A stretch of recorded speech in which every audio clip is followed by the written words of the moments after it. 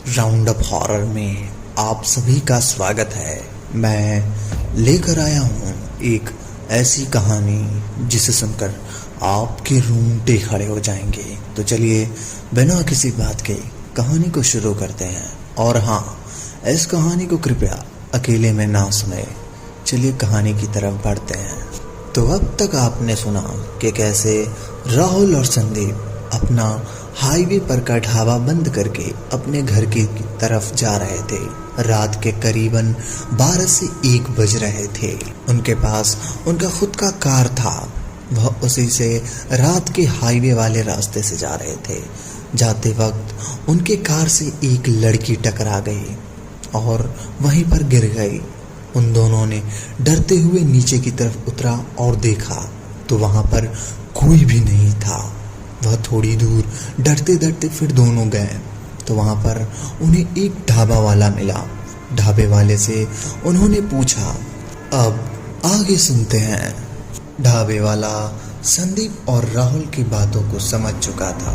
फिर उसने कहा, भाई एक तुम ही नहीं हो जो ऐसा सवाल पूछ रहे हो। हर रात 12 या 12:30 बजे के बाद यहाँ से जो भी गुजरता है हमारे पास रुकता है तो यही सवाल ज़रूर पूछता है कि यह कोई नई बात नहीं है यहाँ की। उसने अपनी बात जारी रखते हुए कहा, दरअसल 3 साल पहले एक कार वाले ने आगे की सड़क पर एक औरत को कुचल दिया था और कार वाला वहां से तुरंत भाग गया था और ना ही किसी ने उस कार वाले को पकड़ा और ना ही किसी ने उस औरत की मदद करी और उस औरत ने सड़क पर पड़े पड़े अपना दम तोड़ दिया था। तब से रात के कई लोगों को वो वही औरत दिखाई दी चुकी है। यह सब बातें सुनकर राहुल की भी अब हालत खराब हो गई। राहुल भी काफी डर गया। राहुल ने संदीप को कहा, संदीप भाई यार, आज की रात हम इसी ढाबे में काट लेते हैं यार, मुझे डर लग रहा है। कल सुबह चले जाएंगे, अगले दिन खोल लेंगे दुकान। राहुल की बात सुनकर संदीप मुस्कुराते हुए बोला, अबे भाई लड़की मुझे दिख रही है, हालत तेरी खराब हो रही है। भाई घर जाना जरूरी है, तेरी भाभी भी घर पर अकेली ही है, जब से 10 बार फोन कर चुकी है यार, इसीलिए घर तो चलना ही पड़ा है। भाई एक काम कर, तू साइड में बैठ जा, गाड़ी मैं चला लूँगा। अब चल, अब जल्दी भाई। किसी तरह से संदीप ने राहुल को मना कर गाड़ी में बैठा लिया और कहा, भाई कल छुट्टी कर लेंगे, चल अब जल्दी। संदीप की बात सुनकर राहुल बोला, पहले ही घर चले जाते ठीक रहता, लेकिन तू ही तो कह रहा था ना आज अच्छा दिन है, कमाई के लिए तेरी लालच के चक्कर में फंस गए आज हम।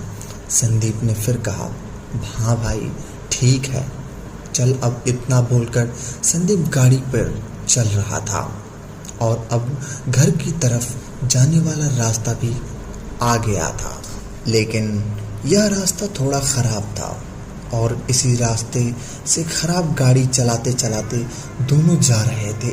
तभी एक जोरदार आवाज़ आई। दोनों ने उतर के देखो तो उनकी गाड़ी का टायर पंचर हो गया था। इधर सड़क पर दोनों की तरफ घना घना जंगल था। रात में तो यहाँ गाड़ी वगैरह कुछ ज़्यादा ही नहीं आती जाती थी। संदीप और राहुल आज पहली बार इतनी रात में इस जंगल में फंस गए थे। राहुल ने फिर डरते डरते कहा, यार मुझे तो कुछ ठीक नहीं लग रहा। अब अच्छा खासा मौका था, हमारे पास उसी ढाबे में रुक जाते, सब ठीक रहता, सुबह चले जाते घर। लेकिन तुझे कहाँ मेरी बात समझ आती है, पहले अपने दुकान पर देर कर दी थी, अब मेरी बात नहीं सुन रहा था। संदीप ने फिर शांति से जवाब देते हुए कहा, राहुल तुझे पता है यार, घर जाना जरूरी है। भाई चल कोई बात नहीं, जा अंदर से जैग और पाना निकाल, अभी इसकी स्टेपनी चेंज कर देंगे। हमारे पास दूसरा टायर भी तो रखा है, 5 मिनट लगेगा, चल। इतना बोलकर संदीप पीछे की डिग्गी से दूसरी स्टेपनी निकाल के और राहुल ड्राइवर सीट के पास रखा जैक पाना निकालने के लिए गाड़ी का दरवाज़ा जैसे ही खोला तो राहुल की आंखें फटी की फटी रह गई। राहुल की धड़कन मानो रुक ही गई, क्योंकि ड्राइवर की सीट पर संदीप ही बैठा हुआ था और उसने जैक और पाना निकालकर राहुल को दिया और कहा, ले भाई, दे दे मुझे। राहुल ने एकदम से पीछे देखा तो एक संदीप कार की स्टेपनी लेकर खड़ा हुआ था और दूसरा संदीप ड्राइवर की सीट पर बैठा था। राहुल डर के मारे थर-थर कांपने लगा और राहुल डरता हुआ ही बड़ी जोर से चिल्लाया और जोर जोर से रोने लगा। संदीप ने पीछे से जैसे ही राहुल की चीख सुनी, उसने तुरंत स्टेफनी पैक कर उसके पास आया और एक जोरदार थप्पड़ मारा राहुल के कान पर और संदीप गुस्से में खुद ही पाना एक जैक उठाकर ले गया और खुद ही टायर चेंज करने लगा। संदीप टायर चेंज कर ही रहा था, राहुल डरता हुआ बोला, संदीप तेरे पीछे कुछ है। संदीप ने सिर उठाते हुए देखा, राहुल डरा हुआ कार के बगल में ही खड़ा था। संदीप के फोन फ्लैश लाइट से पीछे देखा तो संदीप के जस्ट पीछे 2 आंखें चमक रही थी और वो संदीप को ही घूर रही थी। संदीप ने एक पत्थर उठाकर उसको मारा तो देखा वहां से एक कुत्ता रोता हुआ भागा।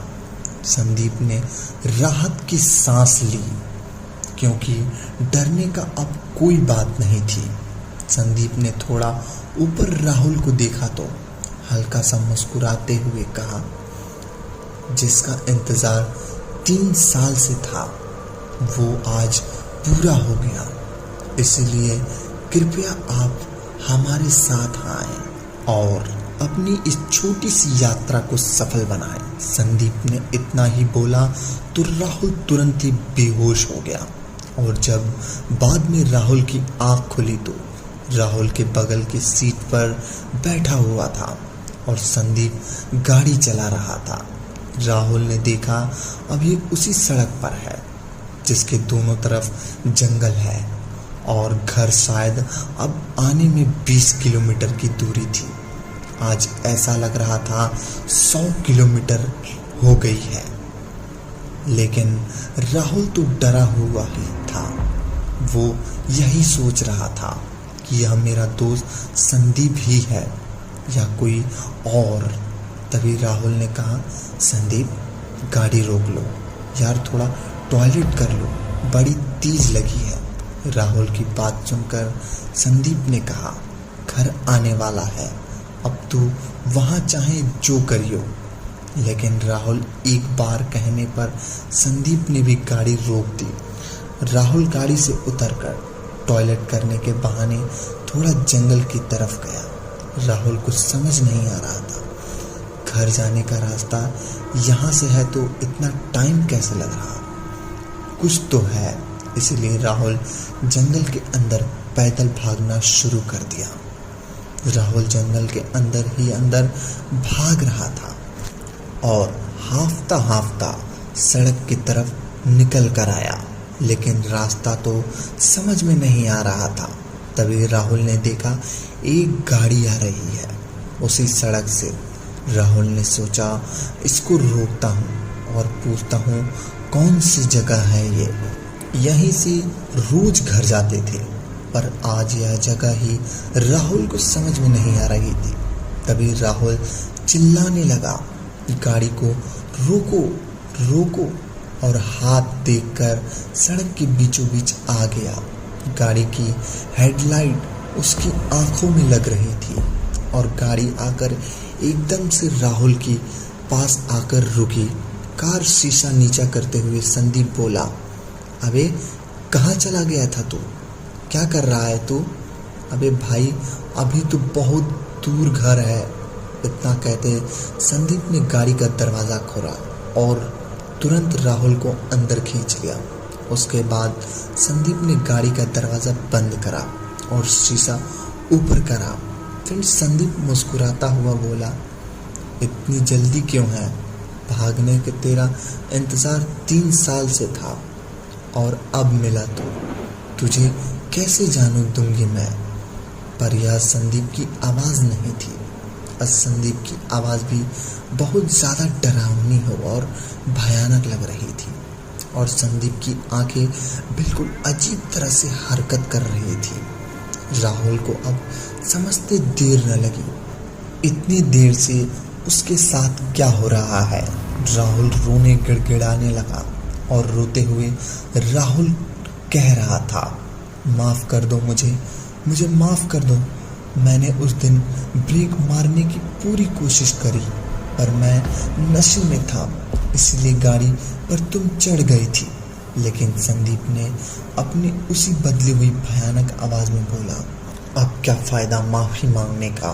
तूने तो उस दिन मेरे ऊपर कार चढ़ा दी थी और मैं मर गई थी, लेकिन मेरे बच्चे 3 साल से मेरा इंतज़ार कर रहे हैं और इस सड़क पे तेरा इंतज़ार कर रही थी। तुझे तो मरना होगा, तुझे तेरे किए की सज़ा मैं दिला कर रहूँगी। इतना बोलकर संदीप ने राहुल की कार में ही रखी हुई रस्सी को पकड़कर बांध लिया और रस्सी स्टीयरिंग से बांधकर गाड़ी के दरवाजे राहुल को नीचे लटका दिया। संदीप राहुल को गाड़ी के नीचे घसीट रहा था और गाड़ी चल रही थी। राहुल के चीखने चिल्लाने की आवाज़ बड़ी जोरों से आ रही थी, लेकिन राहुल की आवाज़ सुनने वाला भी कोई नहीं था। राहुल को संदीप ने तब तक नहीं छोड़ा जब तक कि जान नहीं निकल गई। जब राहुल ने चीखने और चिल्लाने की आवाज़ बंद हुई तब संदीप ने राहुल की रस्सी को खींचा और राहुल को कार के आगे फेंक कर उसके ऊपर गाड़ी चला दी। उसके बाद संदीप उसके घर चला गया। आज से 3 साल पहले जिस औरत को राहुल ने अपनी कार से कुचलकर मार दिया था, उसी औरत की आत्मा ने संदीप के अंदर आकर राहुल को मारकर अपना बदला पूरा कर लिया और इस तरह से उस औरत का इंतज़ार ख़त्म हुआ। तो दोस्तों, आज के लिए बस इतना है। फिर मिलते हैं एक और नई घटना कहानी के साथ। तब तक के लिए धन्यवाद। अगर कहानी पसंद आई हो तो वीडियो को लाइक और चैनल को सब्सक्राइब कर लीजिए ताकि हमारी आने वाली कहानियाँ सबसे पहले आप तक पहुँचे।